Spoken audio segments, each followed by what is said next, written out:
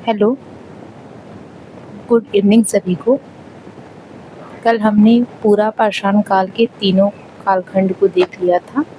आज हम जो बचे हुए टॉपिक थे मध्य पाषाण काल और नियोलिथिक पीरियड जो था उसको आज कवर करेंगे। तो हम देखते हैं पहले मध्य पाषाण काल को। तो जो ये मेजोलिथिक शब्द है इसको दिया था हार्डर वेस्ट्राक ने। अपर जो पैलियोलिथिक एज थी अब उसका अंत हो चुका होता है और अब हिम युग जो था उसी के साथ वो भी ख़त्म हो जाता है। अब जो क्लाइमेट था, जो जलवायु थी वो गर्म और शुष्क होने लगी थी। इस काल को पूरा पाषाण काल और जो नवपाषाण काल है उसके मध्य संक्रमण काल माना जाता है, एज ऑफ ट्रांजिशन। इसलिए संक्रमण काल माना जाता है क्योंकि जो मानव था उस टाइम का वो मेसोलिथिक पीरियड में जो पैलियोलिथिक एज की जो भी कैरेक्टरिस्टिक्स थे, जो भी अभी टूल्स वगैरह यूज हो रहे थे उसको भी यूज कर रहा था, और जो नियोलिथिक एज थी उसकी भी कुछ विशेषताएं वो अपना रहा था। तो इसलिए इसको संक्रमण काल कहते हैं, पूरा पाषाण काल और नवपाषाण काल के मध्य जो भी टाइम पीरियड है उसको। इंडिया में देखें तो जो मटेरियल ढूंढा गया था इस एज का, जो पहला मटेरियल वो ढूंढा था जॉन इवांस ने। और साइट कौन सी थी? तो वो थी सक्कर एंड रोरी सिंध जो क्षेत्र था वहाँ पे ये साइट ढूंढी गई थी। और अब जो इंसान मानव था इस मेसोलिथिक पीरियड का वो अब डोमेस्टिकेटिंग शुरू कर दिया था, यानी कि जो जंगली जानवर थे उनको अब पालतू बनाना शुरू कर दिया था। और इसके जो पालतू बनाने का जो साक्ष्य प्राप्त होता है ये दो साइड से प्राप्त होता है, राजस्थान के बागौर से और मध्य प्रदेश के आदमगढ़ से। और इस टाइम का जो मानव था अब वो जो डेड बॉडी होती थी पहले वो उसको दफनाते नहीं थे, ऐसे ही छोड़ देते थे पूरा पाषाण काल में, लेकिन अब मेसोलिथिक में वो डेड बॉडी को दफनाने लगा था। इस चीज़ से वो अवेयर हो गए थे। और भारत में देखें तो जो मेसोलिथिक पीरियड है इसका जो सबसे बड़ा साइट है वो बागौर है जो कि राजस्थान में है। यहाँ से जो प्राचीनतम जो पशुपालन के साक्ष्य मिलते हैं अभी हमने ऊपर देखा वो यहीं से मिलते हैं, बागौर से, और एक मिलता है आदमगढ़ से। यहाँ से मानव कंकाल भी प्राप्त होते हैं। गुजरात में भी एक साइट इसकी प्राप्त होती है लंगनाज, जहाँ से 14 मानव कंकाल प्राप्त होते हैं। मध्य प्रदेश से 2 इसके साइट हैं, आदमगढ़ जो होशंगाबाद डिस्ट्रिक्ट में है और भीमबेटका। यहाँ से चित्रकला के श्रेष्ठ प्रमाण मिलते हैं।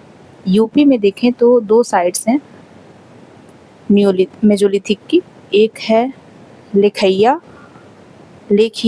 जिसमें 17 नरकंकाल यहाँ से प्राप्त हुए हैं, और दूसरा है चौपानी मांडो जो कि मेजा तहसील प्रयागराज में है। यहाँ से देखें तो जो चौपानी मांडो है ये पूरा पाषाण काल और जो मध्य पाषाण काल है इन दोनों के बीच के संक्रमण अवस्था का प्रतीक इसी साइट को माना जाता है। ये यूपी में है, तो यूपी टेट के अकॉर्डिंग देखें तो ये थोड़ा इम्पोर्टेंट हो जाता है, इसको आप याद रखिएगा। प्रयागराज में अन्य स्थल हैं, इसे भी आप देख लीजिएगा एक बार, मरूडी, जमनीपुर, भीगपुर, बिछिया, कोंडा। एक है लहुरा देव जो कि है संत कबीर नगर में। यहाँ से रिसेंट देखा जाए तो यहाँ से धान की खेती के प्राचीनतम साक्ष्य प्राप्त हुए हैं जो 8-9 हज़ार ईसा पूर्व पहले के हैं। जो मेहरगढ़ में प्राप्त हुआ था पहले वो सिर्फ 7,000 बिफोर क्राइस्ट था। तो इसलिए अब जो फर्स्ट नंबर पे है वो लहुरा देव है जहाँ से प्राचीनतम खेती के साक्ष्य मिले हैं। और भारतीय उपमहाद्वीप में ये कृषि साक्ष्यों में सर्वाधिक प्राचीन है, तो इसे आप याद रखिएगा। पहले मेहरगढ़ था, अब लहुरा देव है। दूसरी साइट जो है प्रतापगढ़ जिला में महदहा, जहाँ से 28 समाधियाँ मिली हैं। इसमें से इम्पोर्टेंट है जो जहाँ पे एक समाधि में एक पुरुष और एक महिला के 100 प्राप्त हुए हैं। तो ये क्वेश्चन बना हुआ है प्रीवियस ईयर में, तो इसे आप याद रखेंगे। इसे शारदा सहायक नहर परियोजना की जो जौनपुर नहर की शाखा थी, उसको चौड़ीकरण जब किया जा रहा था, तब ये महदहा साइट को ढूंढा गया था। इसे याद रखेंगे। नेक्स्ट है सराय नाहर राय। यहाँ से लघु पाषाण उपकरण प्राप्त हुए हैं और यहाँ से 8 गर्त चूल्हे भी मिले हैं। दमदमा, यहाँ से 41 मानव सावधान मिले हैं। पशुओं की हड्डियों का जो अध्ययन किया था इस साइट पे, वो किए थे पीके थॉमस एंड पीपी जोगलेकर। इस काल के अंत तक जो मानव थे उस समय के, वो अब बर्तन बनाना सीख चुके थे और पशुपालन करना और कृषि कर्म प्रारंभ कर दिया था। इस काल की जानकारी जो सर्वप्रथम दिया वो दिए थे CL कार्लाइल, विंध्य क्षेत्र से माइक्रोलिथिक उपकरण की खोज करके। तो याद रखेंगे जो मेजोलिथिक पीरियड थी, इसमें माइक्रोलिथिक टूल्स प्रयोग होते थे, तो उसकी खोज की थी CL कार्लाइल ने विंध्य क्षेत्र के आसपास। और इसी काल में सर्वप्रथम तीर कमान का भी विकास हुआ था। जो मानव था वो अपनी रक्षा के लिए या फिर शिकार करने के लिए तीर कमान का विकास किया। भारत में मानव अस्थि पंजर सर्वप्रथम इसी काल से प्राप्त हुए हैं, यानी कि शव को दफनाने की प्रथा इसी काल से शुरू हुई। अब नेक्स्ट टॉपिक देखेंगे, नवपाषाण काल। जो ये नियोलिथिक जो शब्द है, इसको सबसे पहले क्वाइन किया था जॉन लुबाक ने अपनी पुस्तक प्री हिस्टोरिका टाइम्स में। अब जो नवपाषाण काल का जो मनुष्य है, अभी हमने ऊपर देखा कि मेजोलिथिक पीरियड से ही कृषि जो कर्म है वो प्रारंभ हो जाता है। तो यानी कि अब जो मानव है, अब वो फूड कलेक्टर से फूड प्रोड्यूसर बनेगा। अब वो अनाजों को उगाएगा। पहले वो ढूंढ के खाते थे, आखेटक थे, लेकिन अब वो खुद का उगाएंगे। और जब उगाएंगे, जब वो कृषि करेंगे, तो एक जगह रुक के ही करना पड़ेगा। पहले तो वो घूमते रहते थे, अब वो एक जगह रुकेंगे तो रुकने के लिए वो घर जैसा कुछ तो बनाएंगे ही रुकने के लिए। तो ऐसे ही अब वो कृषि शुरू करेंगे, पशुपालन शुरू करेंगे और उसके बाद से निवास भी करने लगेंगे। तो अस्थाई निवास भी शुरू हो जाएगा नियोलिथिक पीरियड से। इसकी जो विशिष्ट बात है ये नवपाषाण काल की, कि अब जो मानव है वो अग्नि का प्रयोग करने लगेगा। पहले वो जानता तो था अग्नि के बारे में, लेकिन प्रयोग नहीं जानता था। अब वो अग्नि के प्रयोग शुरू कर देगा। पॉलिश्ड टूल्स आ जाएंगी। पहले जो उपकरण होते थे वो बेडौल हुआ करते थे, लेकिन अब पॉलिश भी करेंगे, उसको ज़्यादा पैना बनाएंगे। मृद भांडों का निर्माण होगा, बर्तनों का निर्माण होगा, चाक का आविष्कार होगा, शिल्प उद्योगों का भी विकास होगा। मेहरगढ़ जो कि प्रेजेंट में बलूचिस्तान में है, यहाँ से प्राचीनतम जो बस्ती है, लोगों का जो निवास है, वो सबसे पहले प्राप्त होता है मेहरगढ़ से। नवपाषाण काल और हड़प्पा संस्कृति दोनों के साक्ष्य मेहरगढ़ से प्राप्त होते हैं।